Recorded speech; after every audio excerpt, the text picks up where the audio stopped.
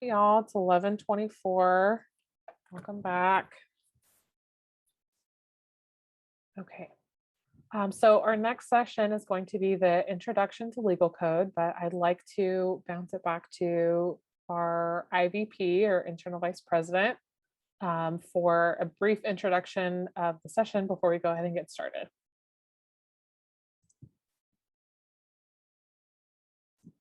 Hello, can you all hear me? Yes. Okay, that's good. I have like two screens, so I'm navigating. I want to say hello, everyone. Welcome on behalf of myself, the AS President, the EVPLA, and the Student Advocate General. We would like to welcome you to the Introduction of AS Legal Code training session. The following curriculum supports our vision for the 2020-2022 academic year and the knowledge we find essential for the association as we start fall quarter. Please note that the training sessions are a portion of the information you will be required to learn as per legal code, and more trainings will take place throughout the year. Please take this time to be an active participant by engaging with your fellow peers, and we look forward to serving you. Thank you all. That's all I had to say. Thanks so much, Dee. Okay, y'all. So like we mentioned, this topic today is going to be an introduction to the AS Legal Code. I want to introduce myself again, also for the folks that maybe didn't catch the very beginning. So my name is Holly Mays, and I work for the Department of Associated Students. I'm a career staff person as the Assistant Director of Governmental Affairs. I use she/they pronouns. And I previously held the position as the legislative liaison. So I've been with the department since 2018. And so first off, I want to talk about some guidelines for engagement, as I'm calling them. So as a gentle reminder, the sessions are a part of your honorary requirements. So please stay through to the end of each different topic. So that we can mark your attendance. If you leave halfway, we might not consider that as full attendance. Again, as Bea mentioned, I'd like to encourage you to make the most of this learning opportunity, participate as much as you're able, not afraid of questions at all. So if you have any questions today, it is not interrupting. So please utilize the raise hand function and I will call on you. And you can also put your questions in the chat, either to me privately or publicly, and I'm happy to answer them.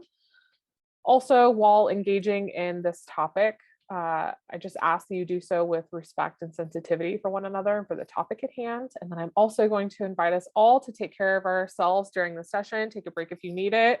This is a hydration reminder. Also, drink some water, and let's go ahead and get started. So my first question to you all is if you could rate your understanding of the AS Legal Code. So if you think that you are an expert, go ahead and show the heart emoji. If you think that you still have a little bit to learn, but you feel pretty good about it, go ahead and do the thumbs up emoji. And if you have no idea about legal code and you are here to learn more, you're brand new to it, go ahead and do the laughing emoji. Want to see how everybody is feeling. Okay, I got some new faces, a couple thumbs up.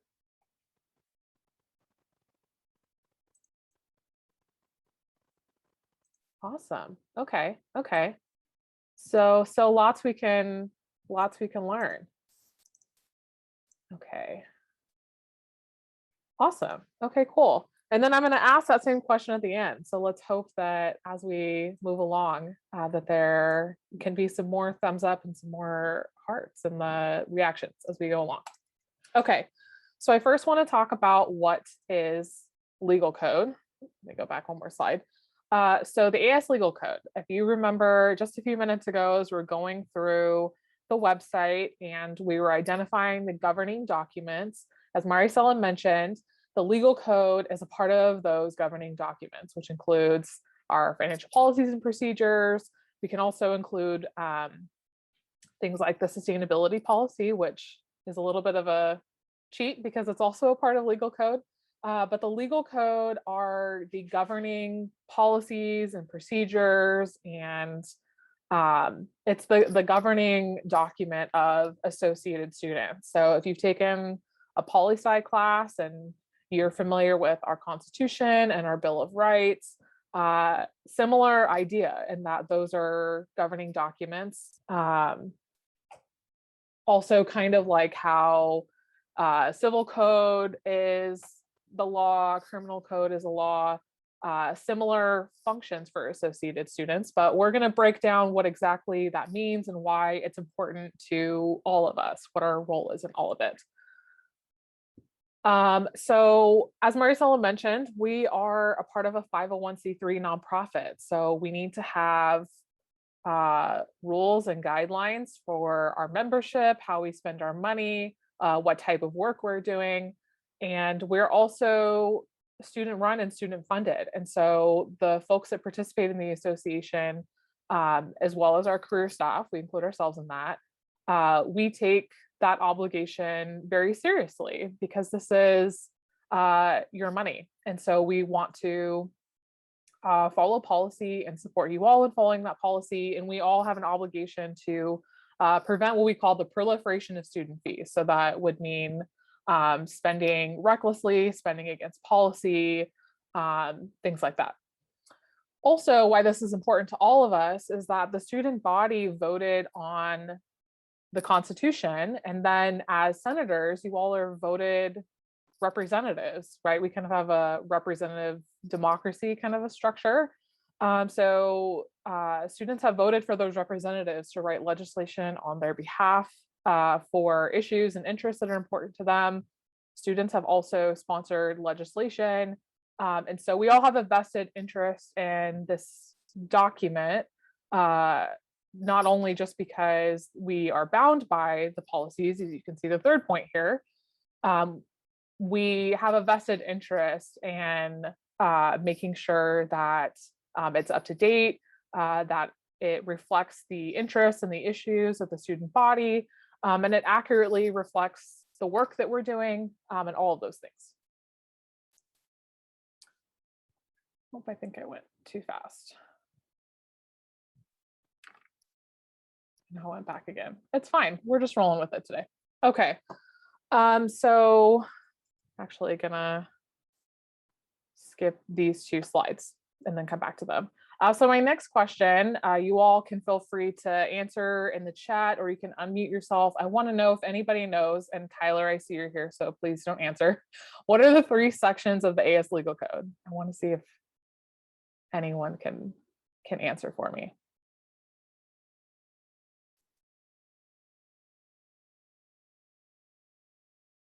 Anyone can give a good guess? I've already mentioned one of the sections already. So if you can recall back just a minute ago, we've already mentioned one.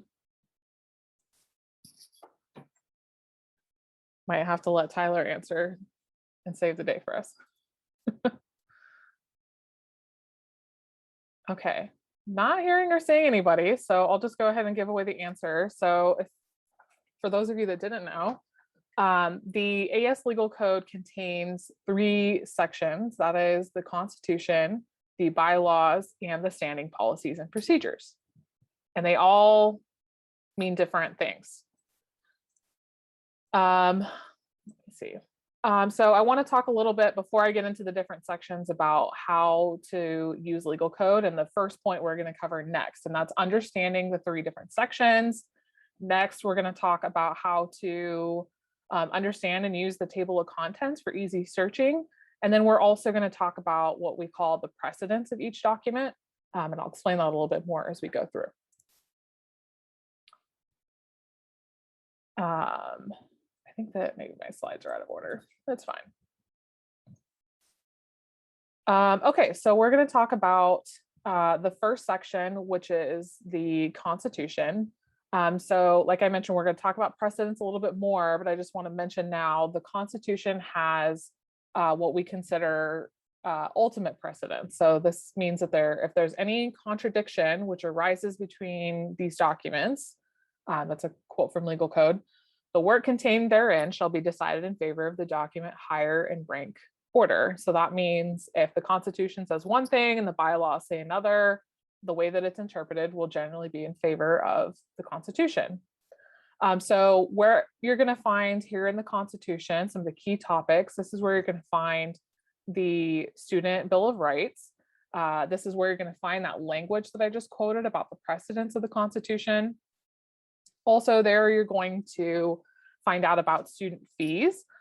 So this is language both about what fees are paid. So you all, if you're familiar with lock-ins, that language is contained in the legal code, which or how much each fee is towards each entity or department. That's all contained there. And then you're going to find some information about the legislative, executive, and judicial branches. So this is where you're going to find about the roles and responsibilities of each of the branches of government, each of the executive officers. And then later in the bylaws, we'll notice in the next slide, that's going to talk about the offices. But here you'll find the roles and responsibilities for those 3 different branches of government. You're also going to find a section on the AS executive director. There is language about elections. There's language about how to amend the Constitution, and also how to amend the bylaws. This is the smallest section of the AS legal code, but this all of the language that's contained in here is voted on by the student body. So we mentioned talking a little bit about how these documents are changed. I have a slide here on how they were amended, but just to keep in mind for later, the Constitution only changes through a constitutional amendment. So this means that there is a 2/3 vote by the Senate, and then 2/3 of the voting membership, or not the voting membership, 2/3 of the amount of people that vote, right? So it needs to pass by 2/3 majority to change the Constitution. And then next, oh, Marisol, I see your hand. Please go ahead. I just had a question and wanted to just ask if folks have questions, can they raise their hand throughout your presentation to add to the presentation or to ask questions? Yep, absolutely. Okay.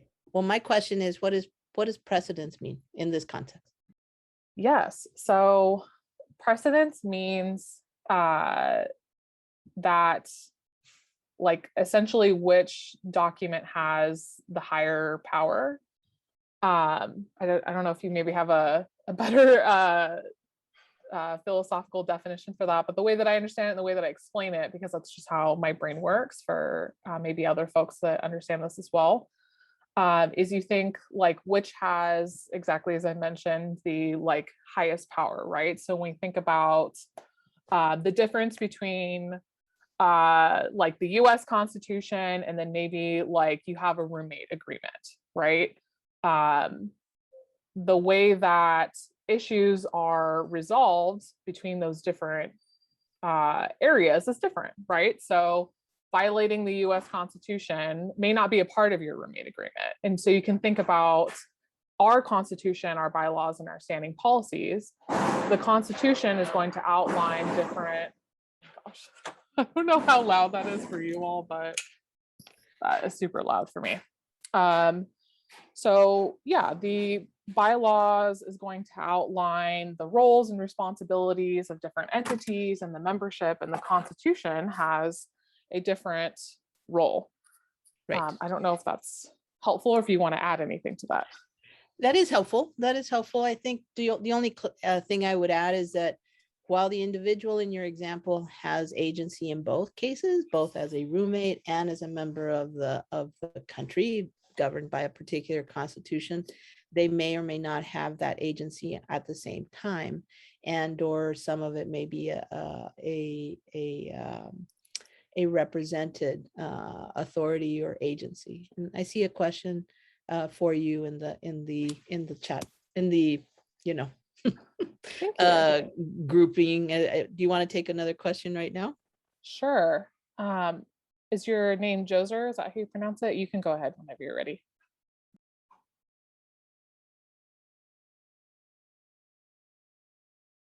I believe they asked a question in the chat box. What's the order of precedence after the Constitution in terms of the rest of the AS legal code? Good question. Thank you. Yes. So it goes in order of the section. So the Constitution has the ultimate precedence, and then the bylaws has precedence over the standing policies. So if we have a standing policy that says we can't use reusable water bottles, and then the Constitution says we have to use reusable water bottles, it's a very dramatic example, but you could see that there's a contradiction, right? We're going to plan an event, we don't know what to do, because there's two different directives that are listed.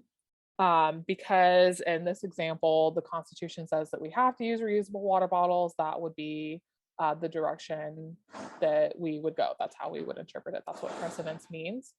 What more likely happens is when it's a little more nuanced. When we think of like roles and responsibilities, sometimes there can be like in the Constitution, for example, we have maybe less on honoraria than we do in the bylaws or in the standing policies. And so that helps direct that. But we have an awesome attorney general who helps us navigate through this whenever there is a contradiction.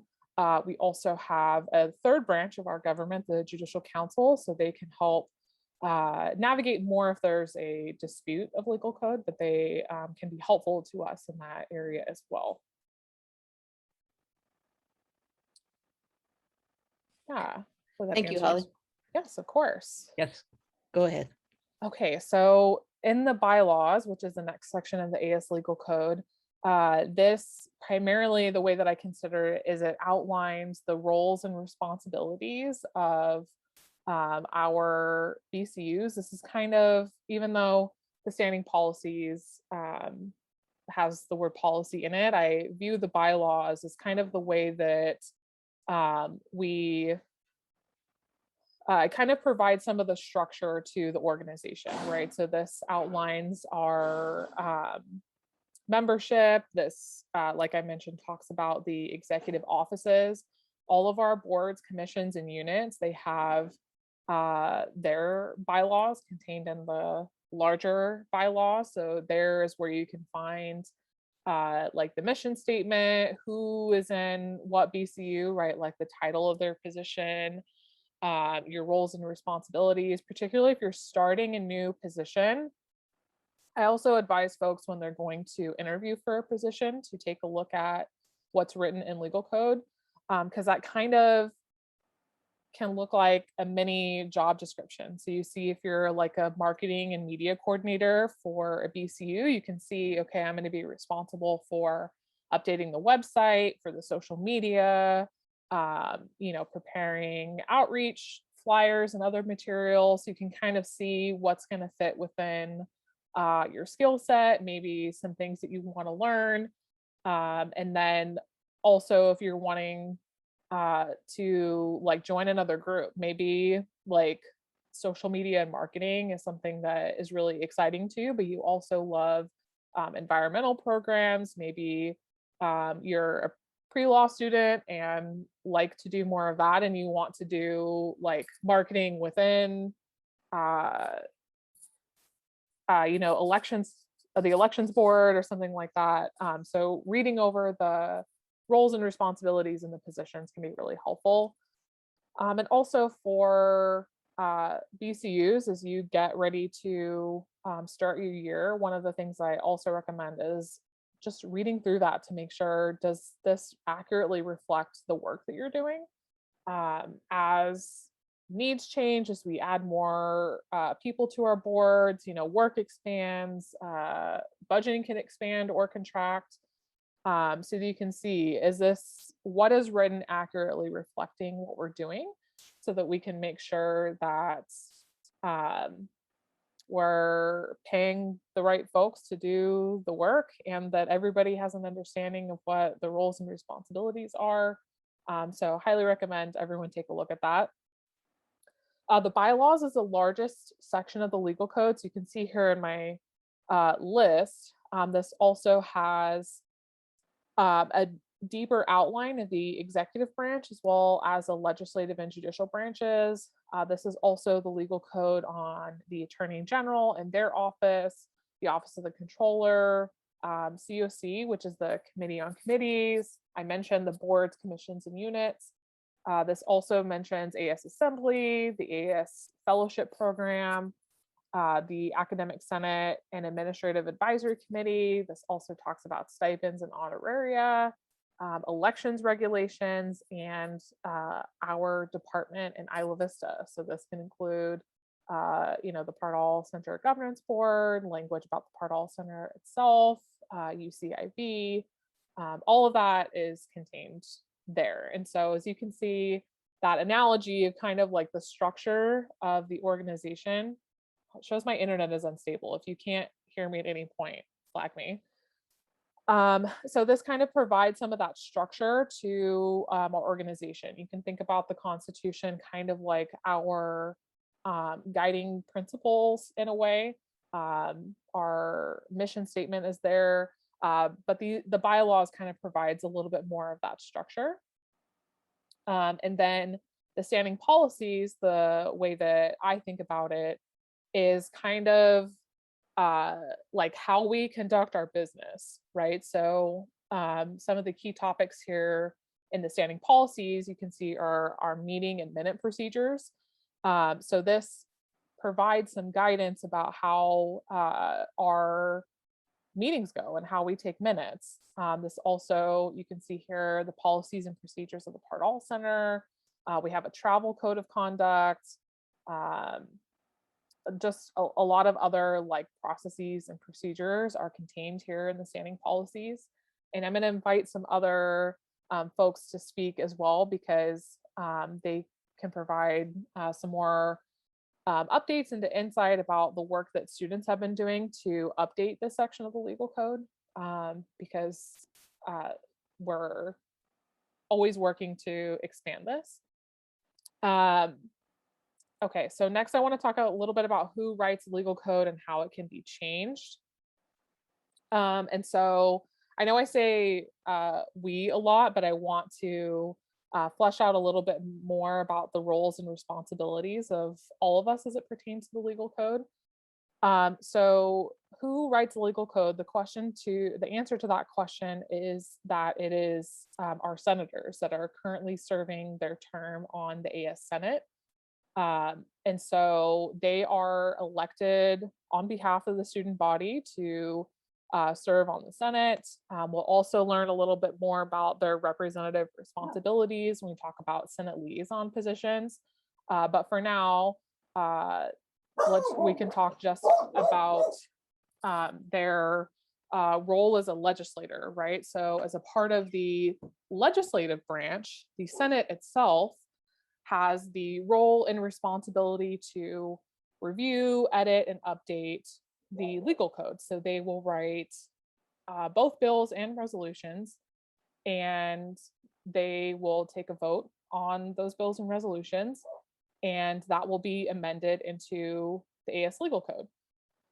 So you do have career staff support for that administrative function. So as I mentioned, I previously held the position of the legislative liaison, and I still hold that responsibility. So when I say we, I want to be clear that I personally, Holly, do not write legal code, but I can be of support to you and advising on legal code. And I'm also the staff person that like literally goes into the Word document and like edits everything as it is passed in the bill. And so I can be of support in that way for even smaller things like helping with formatting or where something should go in a section. I can help with that. And then that answers the question about how it can be changed. So I mentioned in the section about the Constitution that is amended by a constitutional amendment. So Senate would pass what's called a constitutional bill, and that will contain all the language to amend that particular section of the Constitution. And then that language will go to the elections board to add to the ballot. And then amendments to the bylaws and the standing policies go to a vote by the Senate. We would say as usual. So that would be that a bill is introduced to the Senate. There is discussion on it. There's an opportunity for public comment if there is any folks that show up for that. And then the Senate takes a vote and it gets amended into legal code. So there's a copy of the legal code once a year, once an academic year, that is added to the website. So you can see, if you can go back to the webpage, if you recall, when we're going through the governing documents, you can see we have, 2020 to 2021 legal code. So that contains all of the legislation that was passed in the 2019-2020 year. So as you can imagine, with bills passing, there was a standing policy actually last year that signifies that bills go into effect immediately. So there is a little bit of crossover. And so I can help with providing the most up-to-date language for the legal code. I also, along with the IVP, keep records of what bills are passed, so I can help with historical records. I want to go back to the slide a couple slides ago, just to give some context for how a bill edits legal code. So I have this here called the life of a bill or resolution. We'll sometimes refer to it as a legislative process. So you can see here, this is a little bit about, you can call it a timeline or a step-by-step process.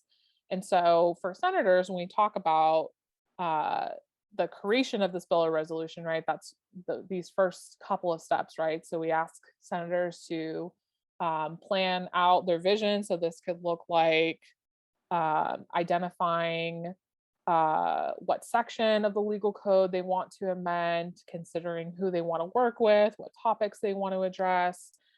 Connecting with resources could mean connecting with other campus departments, connecting with other colleagues or staff here in Associated Students, considering if they want to write a bill or resolution, the actual authoring of the resolution, and then you can see step 5 and step 7 are the more public-facing steps, right? So as I mentioned, it gets introduced to the agenda. The senator is going to follow the progress, as we say. So if the bill is tabled for a week, they're going to help us all remember to make sure that it's on the agenda. If it's not, they're going to attend the standing committees that their bill gets sent to, and then it will pass or fail.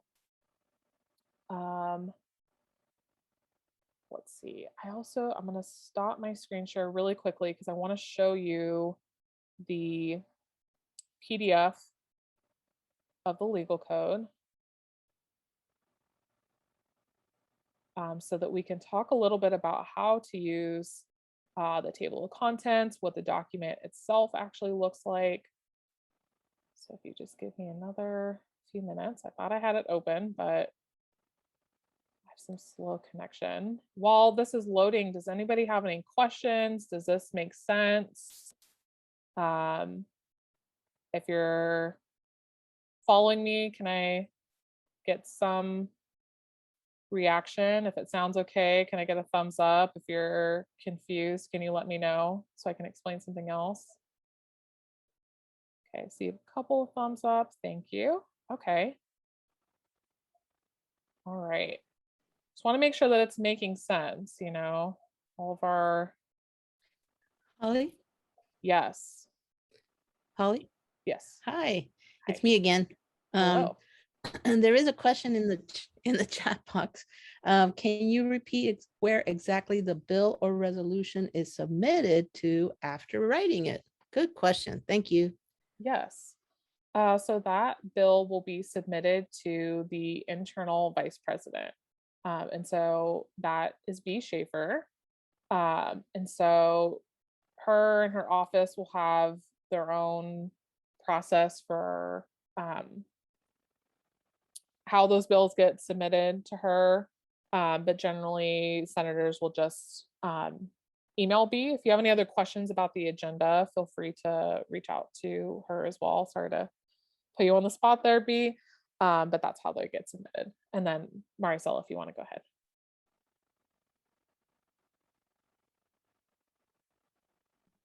It's a question that I've received, and I see another one in the chat box. I'll go with the one that's in the chat box first. Okay. As far as getting support for bills, how do senators go about getting support outside of help from Senate liaisons?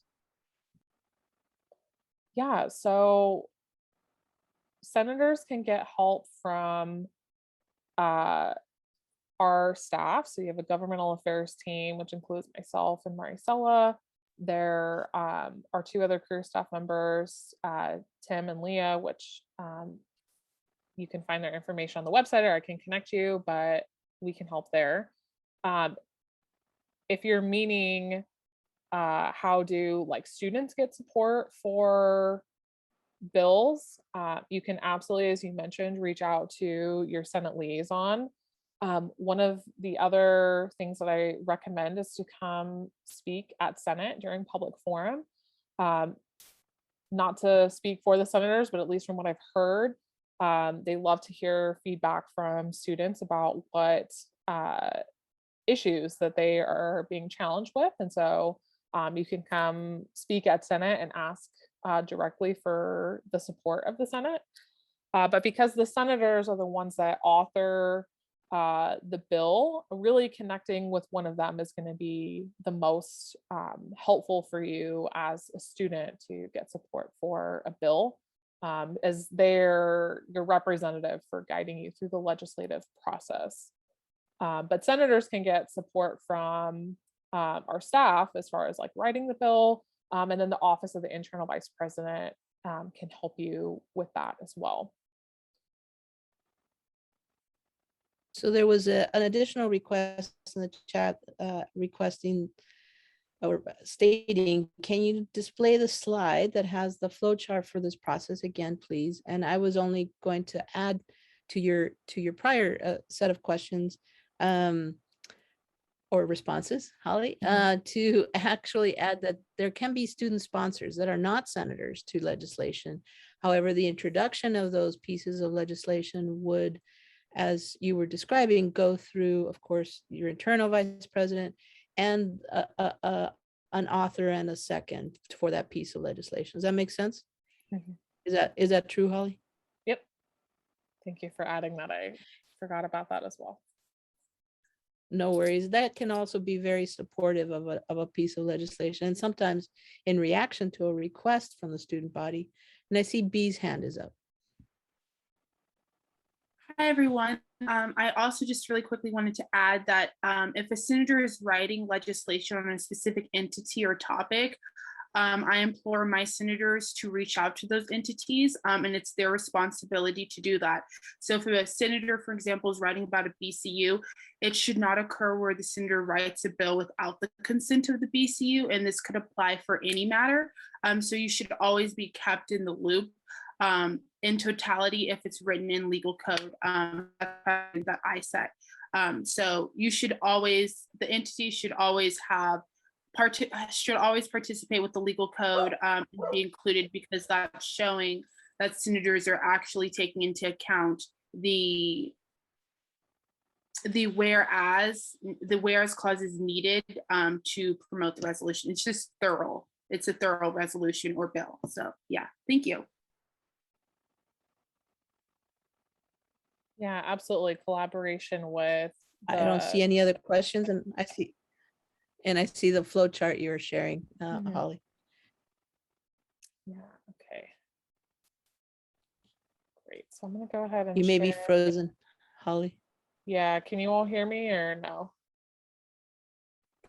We can't hear you, but I can go through the chart while you adjust your internet access. So the life of solution could go through several steps. The first is planning your vision. Step 1. Step 2, connecting with resources. 3, bill or resolution. What type? There are different types of bills. There are different types of resolutions. Step 4. Lost you. Oh, Holly. So B, did you want to comment? I see your back, Holly. Can you hear me? Sorry for the technical difficulties. Holly. We're kind of losing you there, B, as well. Can you hear me now? Yes. Okay. I guess the only way I can elaborate is that senators are writing legal code. I've set precedent in the beginning of the academic year as to what guidelines I will be going by to identify legal code, what deadline it is to submit legal code. I can send that via an email to the entire association afterwards. But I will be sending out an agenda 24 hours prior to every meeting that includes the bills and resolutions that are in the upcoming meeting. And yeah, so hopefully that helps. Are there any questions from senators in the audience about bills and resolutions, or Holly, would you like to take the floor back? If everyone can hear me, is my audio okay? Oh, perfect. Okay. Yes, you're back. Perfect. Okay. I'm actually going to turn off my video and see if that helps my connection a little bit, a little less to process. We're going to give it a shot, fingers crossed. Okay. So this is what the legal code looks like, essentially. So when you download the PDF, there is going to be a title page. So there is a title page missing on this, but this is what the table of contents for the legal code is going to look like. So you can see here we have the designation at the top for the Constitution.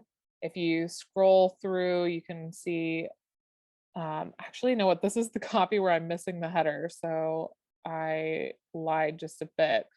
You can also see the header for the standing policies and procedures. And then before it gets added to the website, I'm going to add the header for the bylaws, but there should normally be one. I think I'm missed it there. So you can see when I was going through and identifying the different areas that were contained in the Constitution, the bylaws, and the standing policies, this table of contents will help you navigate through that. So you can see Article 1, 2, 3, 4, and so on. Then you can see, right, this is the legislative department branch, and then you can see under that section 1 through 5, and you can see the different topics that are all contained in here. This right here where it says Article 1, ASU CSB Legal Code, that's where the bylaws start. And then you can see we've got the membership of associated students, the officers. So when you're scrolling on the PDF, be careful to not look at the number here on the left, because you can see it's going to contain these pages of the table of contents here is 1 through 7, but the document is going to start at page 1. So be careful not to go through here because you'll be 7 pages off. I'm working to figure out a way to adjust that. But for now, this is what it looks like. But you can see if you want to go to your BCU, so let's pick the AS Book Bank Commission that is on page 138. I'm gonna cheat and scroll all the way here. I'm just going to show you a couple different ways, right? So we go to page 138, we know it's going to be 7 off. So it should be about here. You can see 138 down at the bottom. And so you can see here, we have our section A, the charge of the AS Book Bank Commission. This can also be the mission statement. You can see they have their voting membership, non-voting membership, how the members are selected and how long their term is. We call this term of office. We have the roles and responsibilities, sometimes referred to as duties and powers. And so they'll identify all of the different members through here. Another way you can do this, let's pop back up to the very beginning and pick a different BCU. So you can scroll through this by hand, either the long way, just rolling your mouse forever, which I don't like to do. So you can also, so I'm using preview. I'm on a MacBook, and you can also use Control F or Command F if you're on another computer. You can also do this in Adobe, or if you open this in Word or some other processing, there is some type of find option is what they call it. So here you can search for book bank. Give it just a second, and then you'll see all of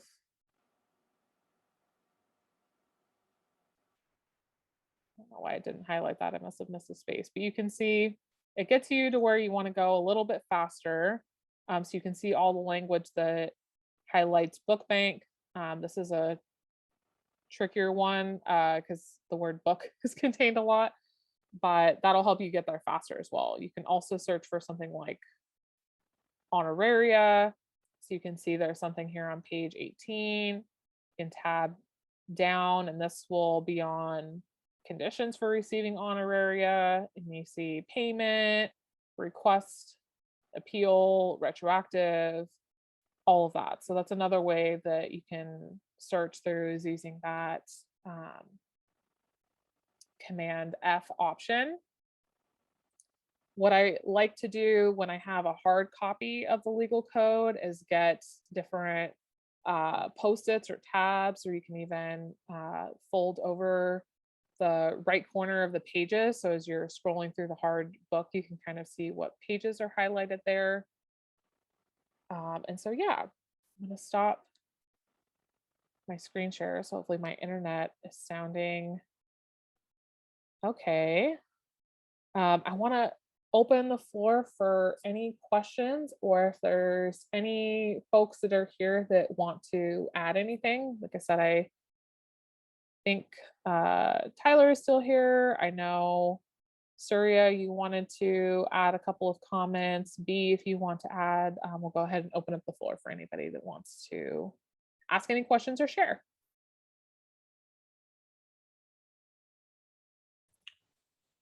Yeah, I can say a couple of things really quick. Oh, sorry, go ahead, B.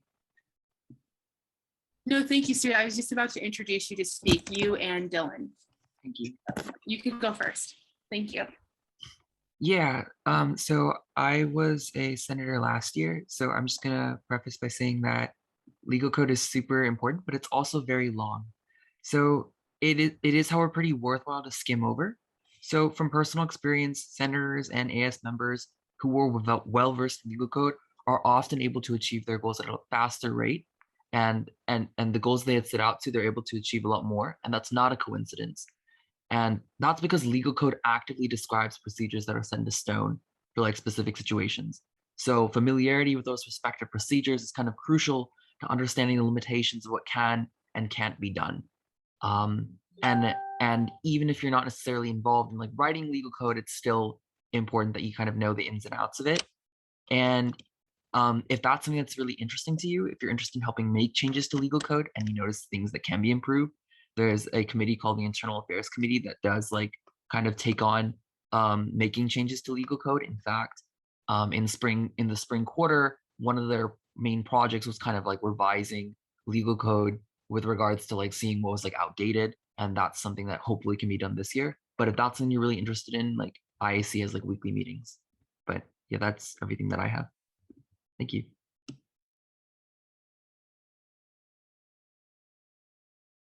Next, I'd like to invite Dylan Martinez.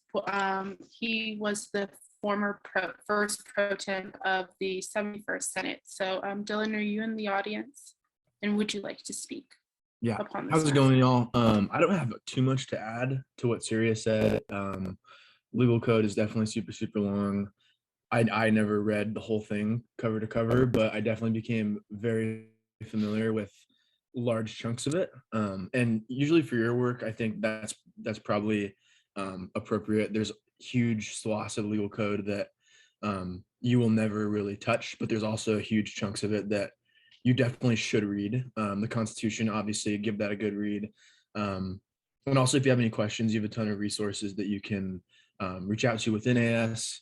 I know Tyler Barth is super familiar with legal code, so you can always reach out to him. Marcella, Holly, tons of resources you can look out to, but also give it a shot yourself. It's a little daunting and it's huge, but just take it section by section and just kind of skim. The verbiage itself is not super complicated, it's just long. So even just 10-15 minutes as you're starting out, it will go a long way for your Senate term if you are familiar right off the bat with what you're dealing with legal code. I think that's all I have to say. Thank you, Dylan. And then next we have a statement from former Senator Anushka Halter. Right now, I'm currently pulling up her statement. I wanted to invite the 71st Senate back to specifically speak about kind of like their lived experience with legal code, which you just heard from Surya and Dylan. So right now, Anushka's statement said, every year continuously proves that legal code is updated as AS incident evolves and changes. This year, especially as we return in person, has entirely different needs and content. You are in a unique position to not only know exactly firsthand what is needed to be changed, but how to do so. Read legal code. You can get to see what needs to be done before and how to improve. It's a living document. Make sure it grows as you all do. I think that's great advice. So for the senators in the audience, I want to implore you all to really look over legal code. I will be releasing a document in collaboration with Holly to get everyone's address. And I guess we'll open this up to the entire association so that we can mail you a copy if you'd like that before time, and or pick it up at AS Main, depending on COVID-19 regulations and if we can let people meet in person to pick it up. But we will get you a copy. But I just can't stress it enough that legal code empowers senators, it empowers BCU appointed members. I don't want to leave you all out of the discussion, BCU members. Legal code is also something that's within your control. If you find errors in legal code or think that something should be expanded upon, please contact your Senate liaison, reach out to them, reach out to me, and I can CC your Senate liaison so that you all can start to improve your BCU and or make the changes that you see fit. So with that, that's all I have to add. Thank you all. Thank you, Holly. I'll pass it back to you.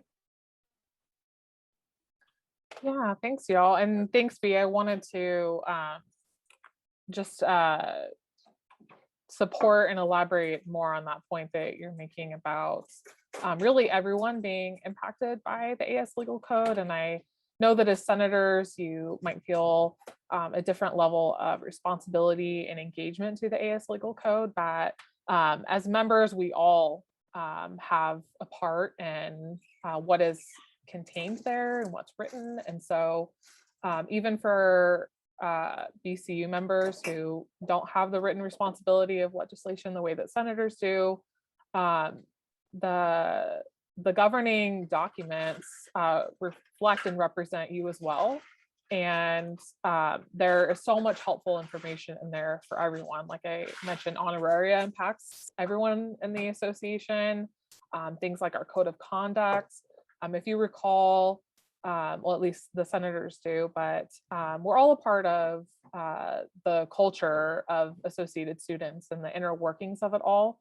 And so it impacts us all and is helpful to anyone who has the chance to read it. And like I second Dylan's comment about taking it section by section. That's why I find that structure of reviewing it to be helpful, because that's how my brain works also, is that if I can see the larger picture of what is contained where, that is helpful to me. But again, I'm so happy to meet with anyone and consult with them about any of the topics, about how to read through it, all of that. Yes, okay, and you can see Tyler's email is in the chat there, attorneygeneral@as.ucsb.edu. Also, just a reminder, I forgot this at the beginning, but the Student Bill of Rights applies to everyone. So that's a good section to take a look at if you have a chance as well.